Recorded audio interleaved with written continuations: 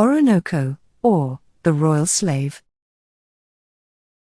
Written by Aphra Behn, and published in 1688. This is a book preview, using selected quotes from the novella. Prince Oroonoko was no sooner returned from his last conquest, and received at court with all the joy and magnificence that could be expressed to a young victor, who was not only returned triumphant, but beloved like a deity, than there arrived in the port an English ship. The master of the ship had often before been, in these countries, in West Africa, and was very well known to Oroonoko, with whom he had trafficked for slaves, and had used to do the same with his predecessors. This commander was a man of a finer sort of address and conversation, better bred, and more engaging, than most of that sort of men are, so that he seemed rather never to have been bred out of a court than almost all his life at sea.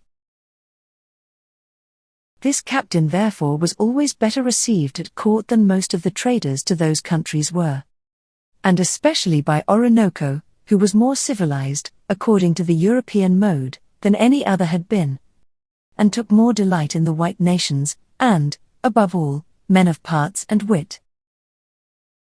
For the favor and esteem he had for the captain, Oroonoko made him many presents, and obliged him to stay at court as long as possibly he could, which the captain seemed to take as a very great honor done him, entertaining the prince every day with globes and maps, and mathematical discourses and instruments, eating, drinking, hunting, and living with him with so much familiarity that it was not to be doubted that he had gained very greatly upon the heart of this gallant young man.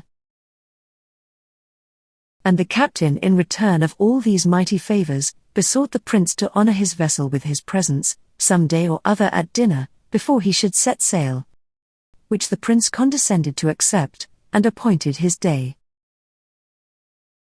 The captain, on his part, failed not to have all things in a readiness, in the most magnificent order he could possibly. And the day being come, the captain, in his boat, richly adorned with carpets and velvet cushions, rowed to the shore, to receive the prince, and about 100 of the noblest of the youths of the court. They found a very splendid treat, with all sorts of fine wines, and were as well entertained as 'twas possible in such a place to be.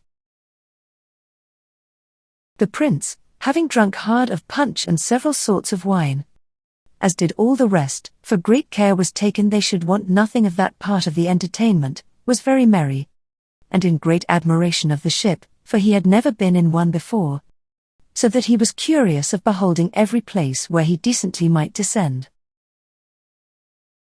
The rest, no less curious, who were not quite overcome with drinking, rambled at their pleasure fore and aft, as their fancies guided them. So that the captain, who had well laid his design before, gave the word, and seized on all his guests.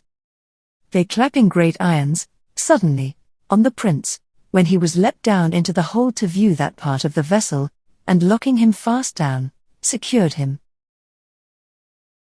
The same treachery was used to all the rest, and all in one instant, in several places of the ship, were lashed fast in irons, and betrayed to slavery.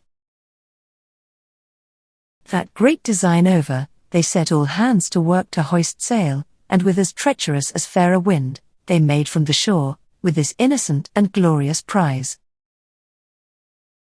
It may be easily guessed in what manner the prince resented this indignity, who may be best resembled to a lion taken in a toil.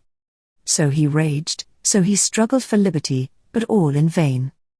And they had so wisely managed his fetters that he could not use a hand in his defense to quit himself of a life that would by no means endure slavery. Nor could he move from the place where he was tied to any solid part of the ship, against which he might have beat his head, and have finished his disgrace that way. Nothing could divert Oroonoko's melancholy, and he would often sigh for Imoinda, and think this a punishment due to his misfortune, in having left that noble maid behind him, that fatal night, in the Oton, when he fled to the camp. Possessed with 1,000 thoughts of past joys with this fair young person, and 1,000 griefs for her eternal loss, he endured a tedious voyage, and at last arrived at the mouth of the river of Surinam, a colony belonging to the King of England, and where they were to deliver some part of their slaves. This was an introduction to the novella, Oroonoko, by Aphra Behn. See the video description for links to the full work.